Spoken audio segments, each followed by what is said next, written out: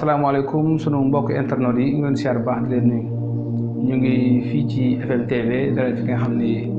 mooy Abdou Kane xam-xam màcc lool ci wàllu réew ne muy doxee rawatina ci wàllu politique ñu jóge ci ay élection maire yu am solo yoo xam ne lu ne xew na ci tey nañu dalal ko fi bëggoon a waxtaan ak moom ci loolu monsieur Abdou Kane ñu ngi lay nuyu baax. ñoo ngi lay fay El Hadj Daouda di nuyu Sénégalais yi seetaan yëpp.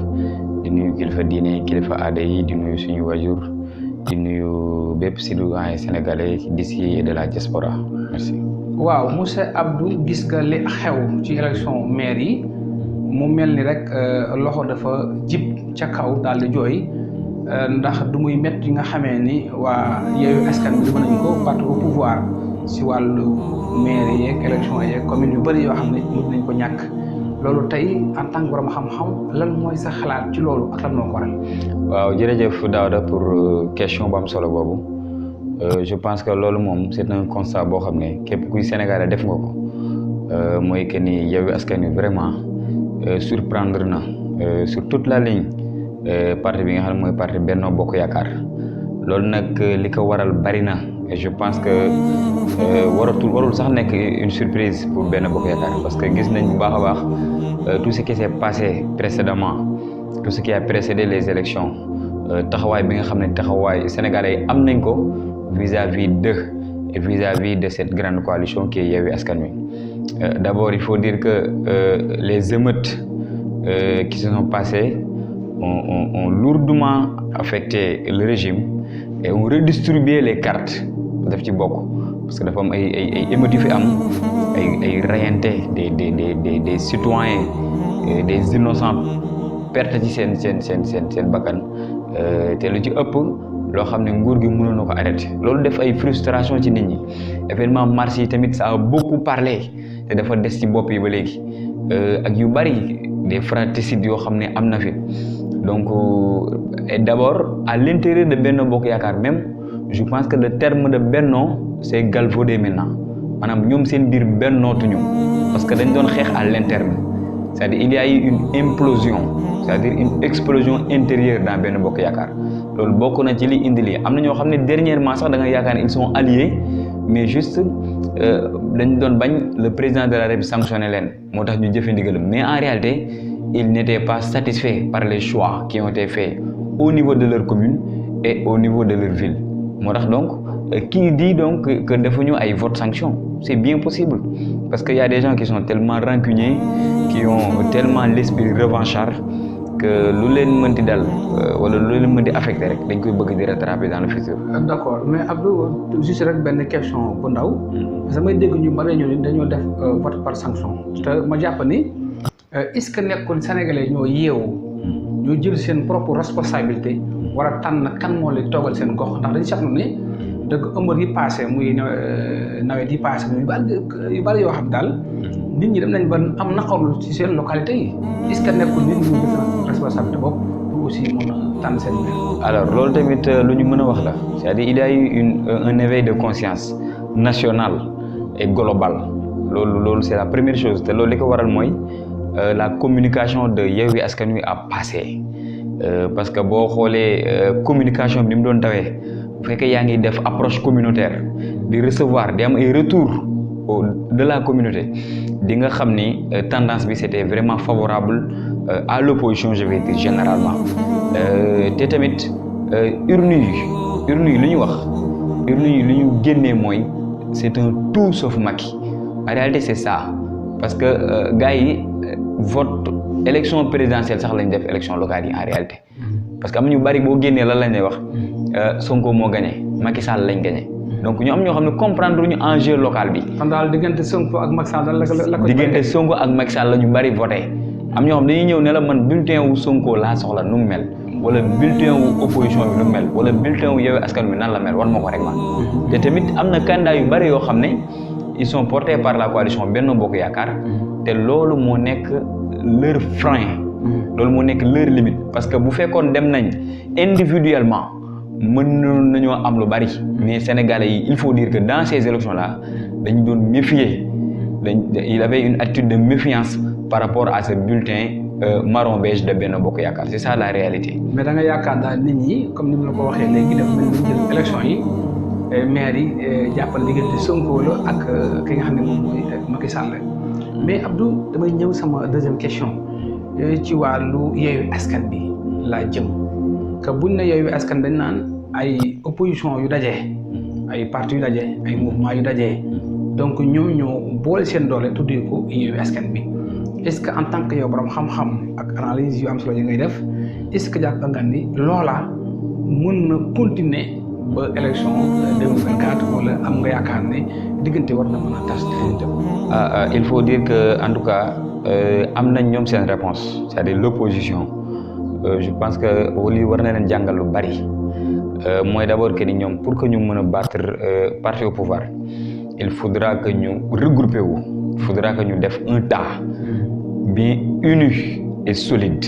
maanaam ñu ñëpp ñu boolee seen doole bàyyi les considérations crypto personnelles yi ñuy def buñ bëggee battre opposition parce que gis nañ bañ boolee seen doole gis nga coalition Yewwi Askan Wi il faut le reconnaître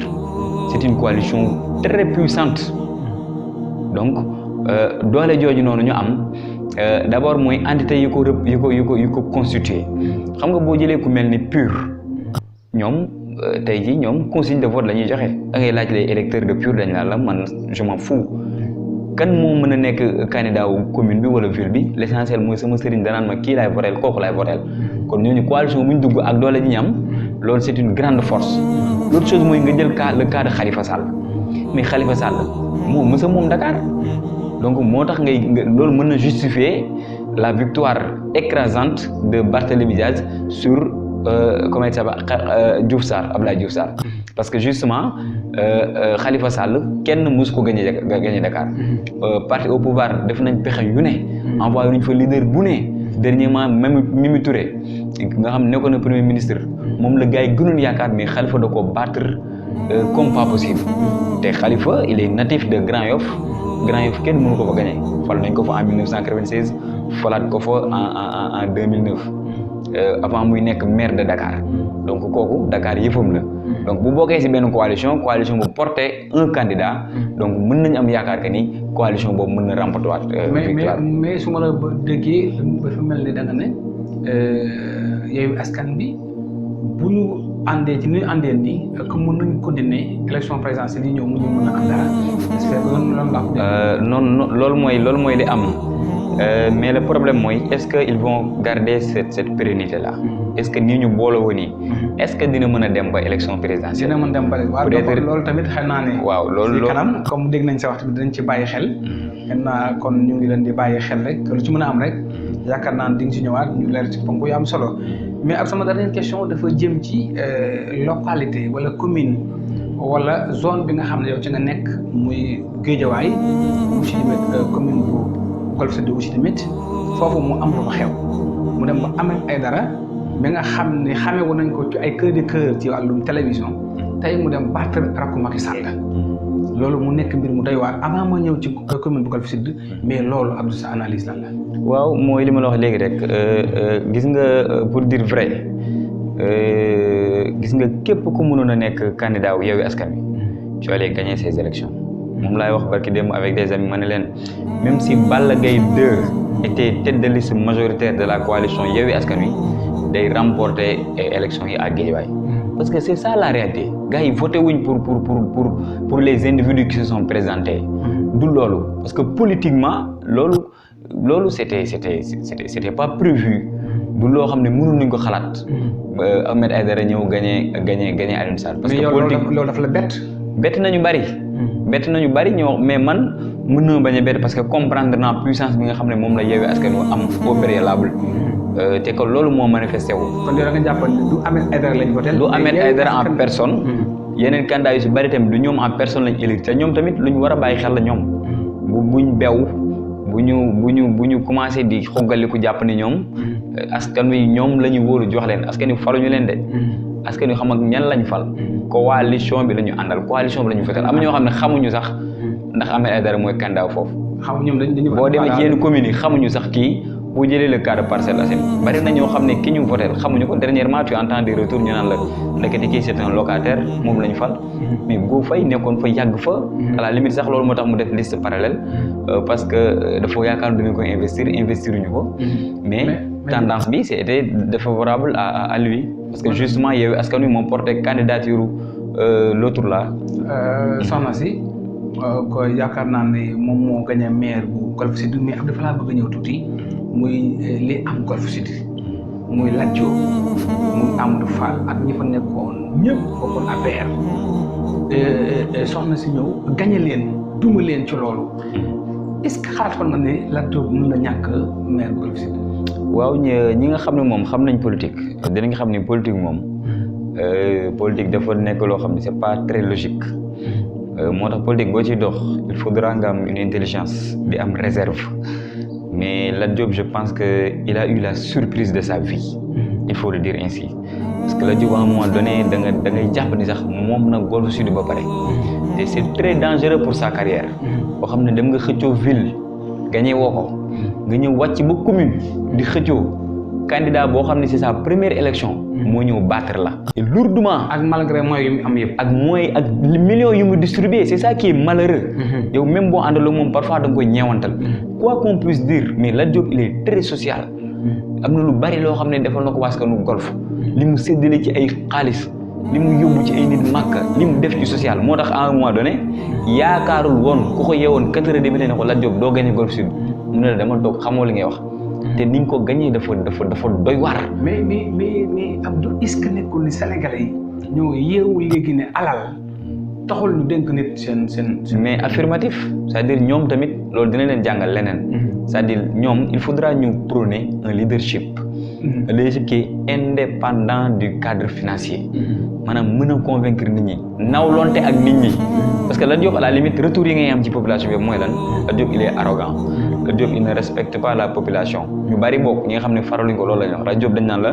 moom dafa yàgg ne xaalis mën na jënd yëpp Sénégal yoo xam ne bëgguñu loolu dañoo bëgg boo ñëwee si ñoom nga respecté leen taxaw ne leen li mooy sama programme li laa bëgg ak lii ak lii mais généralement ñoom approche bi ñu am ak population mooy lan bu ñëwee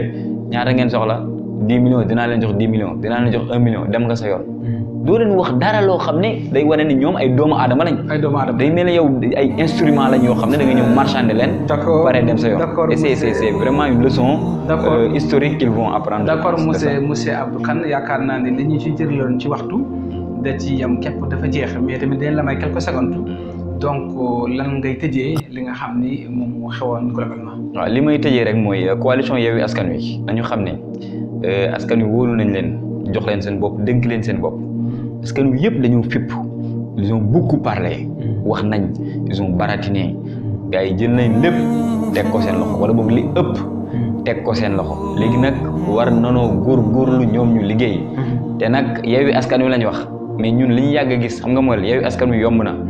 mais li yombut mooy boo yeewee askan wi ba noppi bu leen yeewaat parce que gars yi dañ lay yeewu ba pare c'est-à-dire une liberté mais une autre forme d'emprisonnement dañ lay yeewu ci tànk bi dem yeew la ci tànk ba léegi loolu moo ñu daloon ci Ablaye Wade ak Macky Sall yaakaar naa Abdou xam naa ne donc temps bi rek moom moo ñu xaw a xoj vraiment ñu ngi am kontaan bu baax dal la ci émission bi nga xam ne mooy FMTV donc ay analyse yu am pertinent yi nga xam ne yaa ngi koy def askan bi aussi bëgg ko loolu tamit vraiment kontaan nañ ci yow